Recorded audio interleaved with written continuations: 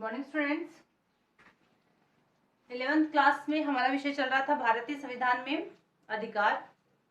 लेकिन उससे पहले हम ये जो आपके सिलेबस चल रहा है इसको लेकर और इसके क्वेश्चन आंसर को लेकर बात कर लेते हैं। देखिए, जैसे हम राजनीतिक विज्ञान, सामाजिक विज्ञान इन विषयों का अध्ययन करते हैं तो अपने पास ये प्रश्न नहीं आना चाहिए कि हम इसको किस तरह से करें। एक तो स्कूल का ये सारा जो वर्क हो रहा है वो एक फेयर कॉपी में ही आपको करना है। आपको ऐसे रफली लिखकर या फिर खाली वीडियो देखकर कि हमने देख लिया बस ये काम खत्म हो गया, नहीं। आपको इसको जैसे टॉपिक डाल दिया मैंने भारतीय संविधान में अधिकार, तो आपको इसी तरह से टॉपिक डालना है भारतीय संविधान में अधिकार। फिर स्टार्टिंग में हम लोगों ने क्या किया था, अधिकार का महत्व देखा था, आवश्यकता महत्व देखी थी। फिर क्रम से हम सारे अधिकारों का उल्लेख करते आ रहे हैं, वर्णन करते आ रहे हैं। इसी तरह से आपको भी इसके अभ्यास प्रश्न पर न जाकर हम इसके क्या करते हैं, जो बिंदु दिए हुए रहते हैं उन बिंदु को ही सॉल्व करते हैं, महत्वपूर्ण होते हैं उनके नोट्स के रूप में हम साथ साथ उनको लिखते जाते हैं। बाद में अभ्यास प्रश्न में अगर वो रिपीट होते हैं तो हम उनको वापस नहीं करते हैं। इसके अलावा अभ्यास प्रश्नों में उस प्रश्न को किया जाता है जो इस टॉपिक के अंतर्गत नहीं आया है या कहीं एडिशनल जोड़ा गया है, एक्स्ट्रा जोड़ा गया है, उसको हम कर लेते हैं। पर आपको ये जो वर्क है ये फेयर कॉपी में जैसे जैसे आप वीडियोस देखते हो, जो टॉपिक्स वीडियो में करवाए जा रहे हैं वो आपको करने हैं, ये मैं बताती भी जाती हूँ। पर अगर किसी तरह का कंफ्यूजन है तो आप इसे दूर करें और जो अभ्यास प्रश्न है वो आपको कंटिन्यू करने हैं, उनको छोड़ना नहीं है। अब हम भारतीय संविधान में अधिकार थे, हम लोगों ने 6 अधिकार पीछे की कक्षा तक पढ़ लिए थे, यानी अपना जो छठा अधिकार था शिक्षा व संस्कृति वाला वो कंप्लीट हो गया था। और आज हम 5 अधिकार पढ़ लिए थे। छठा अधिकार, मौलिक अधिकार जो है वो हम करते हैं संवैधानिक उपचारों का अधिकार। चलिए, छठा अधिकार वो आता है संवैधानिक उपचारों का अधिकार।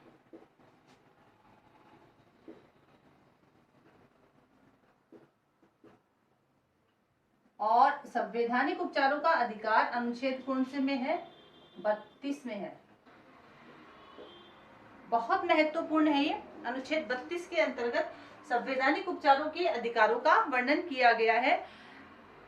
यद्यपि संविधान में मूल अधिकार दिए गए हैं, किंतु देखिए, कोई मूल अधिकार संविधान में दे दिया लेकिन ये व्यवस्थित रूप से क्रियान्वित हो, संचालित हो, इसकी भी व्यवस्था की गई है। और मूल अधिकारों को सही सिस्टम से व्यवस्थित रूप से चालू रखा जाए, शुभारंभ किया जाए, क्रियान्वित की जाए, इसके लिए व्यवस्था की गई है अनुच्छेद 32 के अंतर्गत संवैधानिक उपचारों का अधिकार। और ये एक तरह से कह सकते हैं कि इसके बिना जो मूल अधिकार है वो अपना महत्व नहीं रखते हैं। तो संविधान निर्माताओं ने इसी तथ्य को मद्देनजर रखते हुए संवैधानिक उपचारों का अधिकार दिया। इसका मतलब है कि इस अधिकार के अंतर्गत यदि किसी व्यक्ति के मूल अधिकारों का हनन होता है तो वो न्यायपालिका की शरण ले सकता है। इसलिए ये अधिकार बहुत महत्वपूर्ण है। देखिए, कोई शुरू हमने कर दिया कोई काम की, अपनी रूपरेखा बना ली, ठीक है, और उस रूपरेखा को अगर सफल तरीके से क्रियान्वित नहीं किया जाए तो वो रूपरेखा या उसके पीछे की जो मेहनत की गई है वो व्यर्थ है, अर्थहीन है, उसका वो मतलब नहीं होगा। उसी तरह से जो 5 मूल अधिकार हैं वो अपना महत्व कौन से मूल अधिकार के कारण रखते हैं, वो रखते हैं संवैधानिक उपचारों के अधिकार के कारण अपना मूल अधिकार रखते हैं, अपना महत्व रखते हैं। और इस अधिकार के अंतर्गत ये प्रावधान किया गया है कि यदि व्यक्ति के मूल अधिकारों को लागू करवाने के लिए यह क्या कर सकता है, न्यायपालिका की शरण ले सकता है। तो इसके अंतर्गत हमें ये लिखना है कि नागरिक अधिकारों के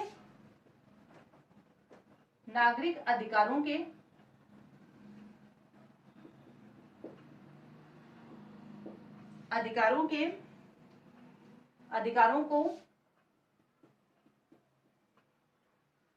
लागू कराने के लिए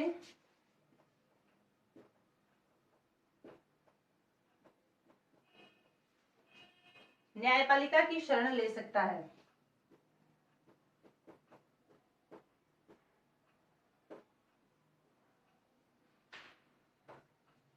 शरण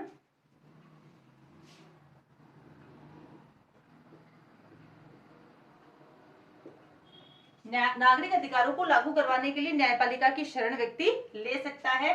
और संवैधानिक उपचारों का अधिकार जो है वो मूल अधिकारों के सफल क्रियान्वयन की व्यवस्था करता है। इसके बिना कह सकते हैं कि सारे जो मूल अधिकार है वो अर्थहीन है। अम्बेडकर के द्वारा तो भीमराव अम्बेडकर के द्वारा तो अनुच्छेद 32 को इतना महत्वशील बताया था, महत्वशाली बताया था कि उसके महत्व की व्याख्या करते हुए उन्होंने क्या कहा कि यदि कोई मुझसे पूछे कि संविधान का वह कौन सा अनुच्छेद है जिसके बिना संविधान शून्य हो जाएगा, यानी भीमराव अंबेडकर का एक बात कही गई है, एक वाक्य है कि यदि कोई मुझे पूछे कि संविधान में ऐसी कौन सा अनुच्छेद है जिसको अगर नहीं हो तो पूरा जो संविधान है वो अर्थहीन हो जाएगा, शून्य हो जाएगा। तो उन्होंने क्या कहा कि मैं अनुच्छेद 32 को छोड़कर किसी भी अनुच्छेद की ओर संकेत नहीं करता। यानी उन्होंने कहा कि अनुच्छेद 32 जो है यदि ये नहीं हो तो पूरा जो संविधान है वो क्या हो जाएगा, शून्य हो जाएगा। तो इतना महत्व उन्होंने बताया इसका। यह तो संविधान की हृदय व आत्मा है। भीमराव अंबेडकर के शब्दों में क्या कहा गया है, तो देखिए, डॉक्टर भीमराव अंबेडकर के अनुसार जो अनुच्छेद 32 है वो भारतीय संविधान की आत्मा व हृदय कहा गया है। यानी अनुच्छेद 32 को क्या कहा गया है, भारतीय संविधान की आत्मा व हृदय।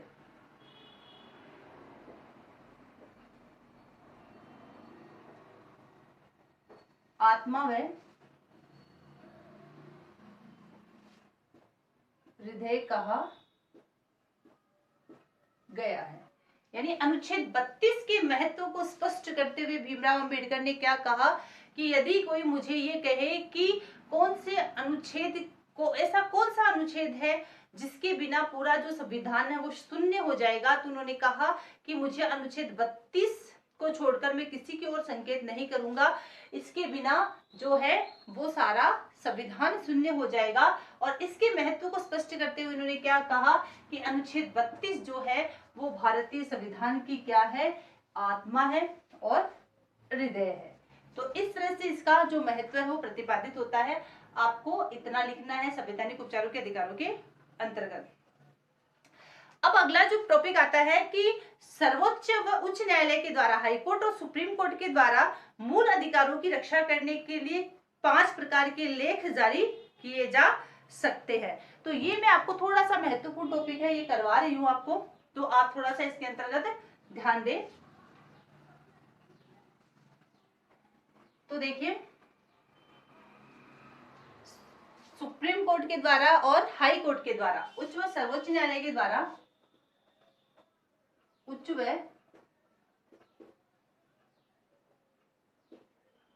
सर्वोच्च न्यायालय के द्वारा नागरिकों के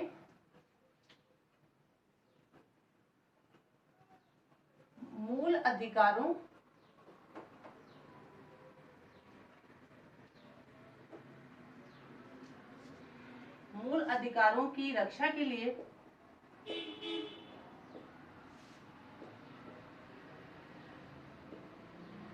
पांच प्रकार के लेख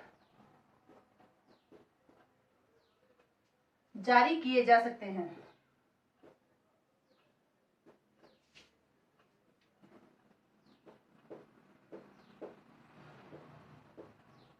ये बहुत महत्वपूर्ण है कि उच्च व सर्वोच्च न्यायालय के द्वारा नागरिकों के मूल अधिकारों की रक्षा हो, इसके लिए कितने प्रकार के लेख जारी कर सकता है, 5 प्रकार के लेख जारी किए जा सकते हैं।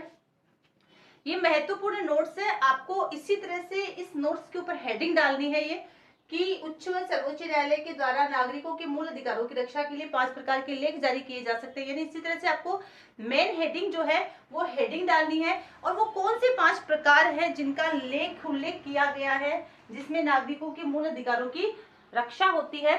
तो देखिए वो हम 5 प्रकार के लेख देखते हैं, कौन से हैं, सब महत्वपूर्ण है। तो सबसे पहला आता है इसके अंतर्गत बंदी प्रत्यक्षीकरण।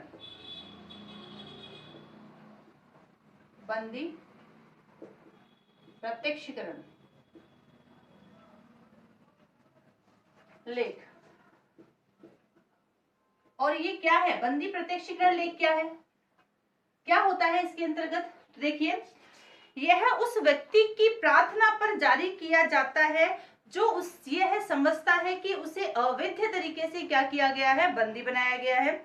इसके द्वारा न्यायालय संबंधित अधिकारी को यह आदेश देता है कि बंदी बनाए गए व्यक्ति को निश्चित समय एवं स्थान प्रयोजन के लिए उपस्थित करे, जिससे न्यायालय यह जान सके कि उसे वैध रूप से बंदी बनाया गया है या अवैध रूप से।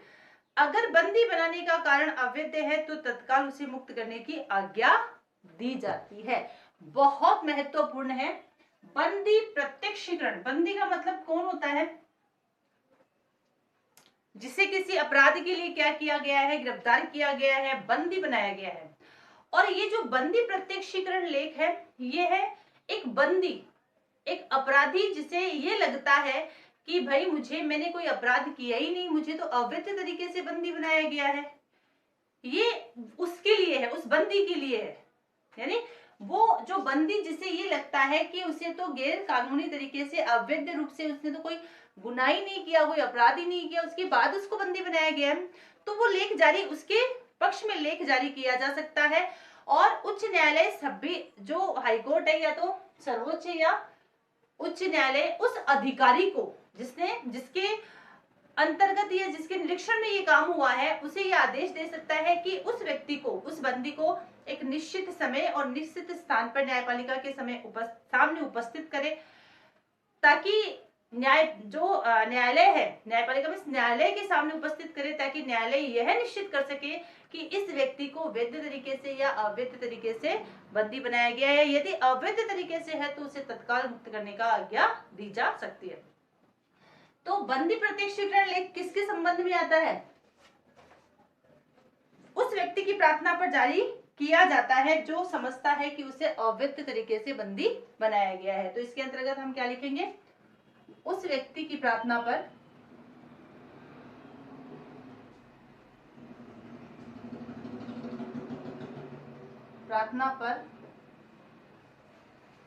जारी किया जाता है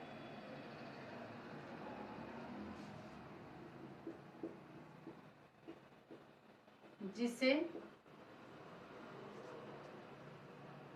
यह लगता है या जो यह समझता है कि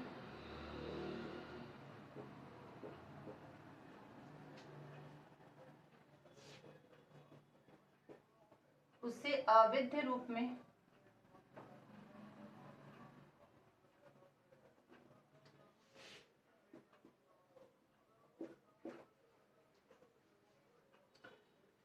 अवैध रूप से बंदी बनाया गया है।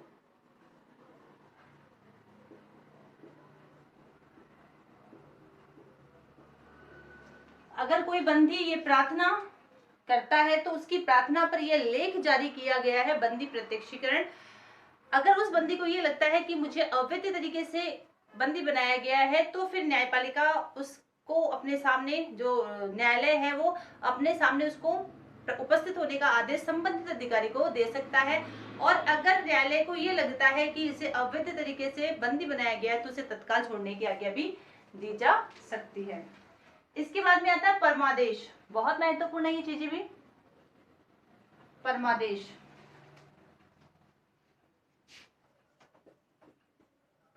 दूसरी है परमादेश। क्या है देखिए परमादेश?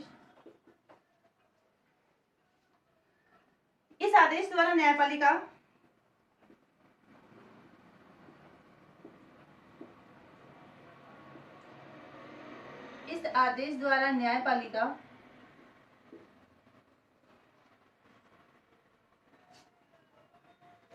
उस पदाधिकारी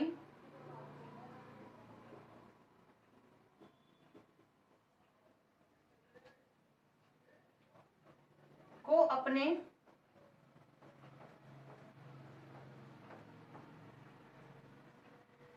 कर्तव्य निर्वहन के लिए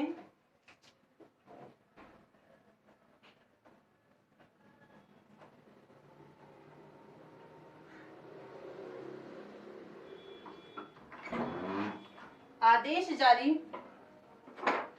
कर्तव्य निर्वहन के लिए आदेश जारी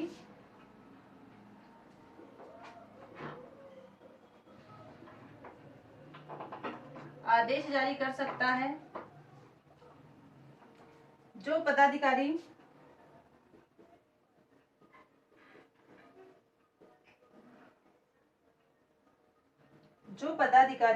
अपने कर्तव्य का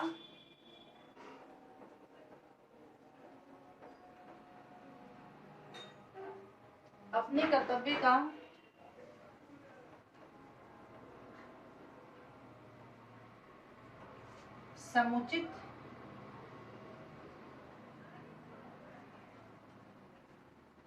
पालन नहीं कर रहे हैं,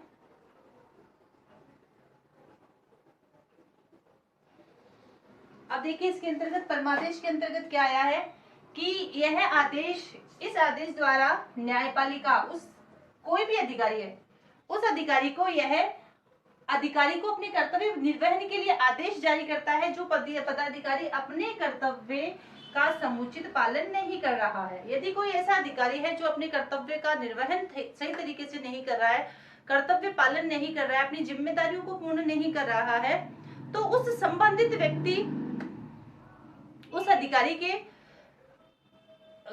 अधिकारी के लिए लेख जारी किया जा सकता है ताकि वो अपने कर्तव्य का निर्वहन पूर्ण रूपेण करे।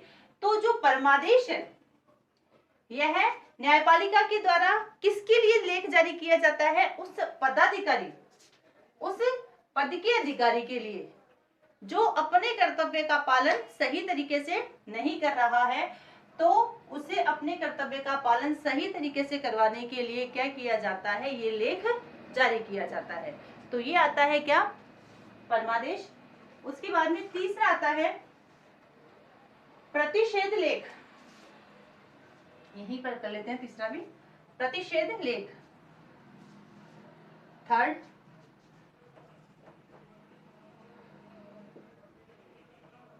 प्रतिषेध लेख। और देखिए क्या है प्रतिषेध लेख। प्रतिषेध लेख के अंतर्गत क्या आता है? यह आलेख सर्वोच्च न्यायपालिका और उच्च न्यायपालिका द्वारा अपने अधीनस्थ न्यायालय को जारी करते हुए निर्देशित किया जाता है कि इस मामले में कार्यवाही नहीं करेगी क्योंकि यह उनके क्षेत्राधिकार से बाहर है। बहुत महत्वपूर्ण है यह आलेख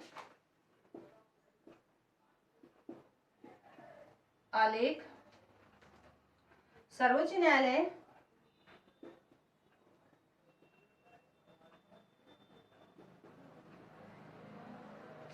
न्यायालय तथा उच्च न्यायालयों द्वारा अपने अधीनस्थ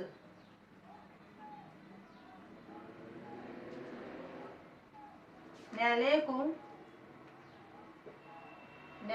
को जारी करते हुए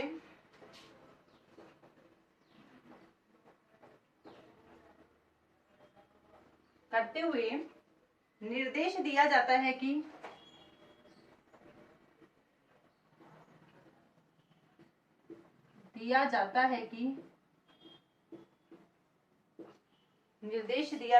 कि इस मामले में कार्यवाही ना करें।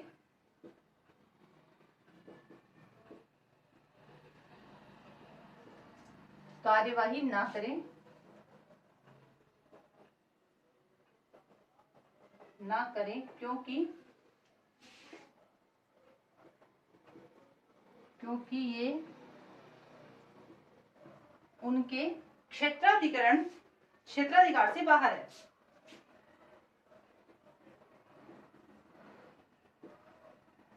क्षेत्राधिकार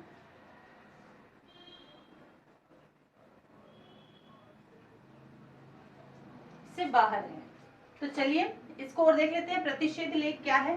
प्रतिषेध लेख का मतलब होता है, देखिए सुप्रीम कोर्ट है ना अपने अधीनस्थ, तो सुप्रीम कोर्ट के अधीनस्थ कौन से रहेंगे, उच्च न्यायालय और इससे नीचे वाले न्यायालय रहेंगे ना, उनको अगर इस तरह का कोई मामला होता है तो उसको आदेश जारी कर सकता है कि वो इसमें किसी प्रकार की कोई कार्यवाही न करे, क्योंकि ये उनके अधिकार क्षेत्र से बाहर आते हैं। यानी कुछ ऐसे मामले होते हैं जो सुप्रीम कोर्ट में ही जाते हैं, तो सुप्रीम कोर्ट जो नीचे वाले न्यायालय हैं उनको ये आदेश जारी करके कह सकता है कि आप इसमें किसी प्रकार का कोई आदेश या कार्यवाही न करें, क्योंकि ये आपके अधिकार क्षेत्र में नहीं आता है। इसी तरह जो उच्च न्यायालय है वो अपने अधीनस्थ न्यायालयों को ये है आदेश दे सकता है कि इस मामले में कोई भी ऐसा कोई मामला जो उच्च न्यायालय के अधीन आ रहा है, तो उनको यानी अधीनस्थ न्यायालय को क्या कर सकता है, ये आदेश जारी करिए कह सकता है कि आप इसमें किसी प्रकार की कार्यवाही नहीं करें, क्योंकि ये आपके अधिकार क्षेत्र में नहीं आता है।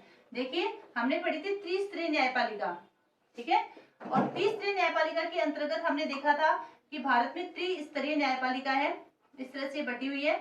शीर्ष जो है वहां पर होता है उच्चतम,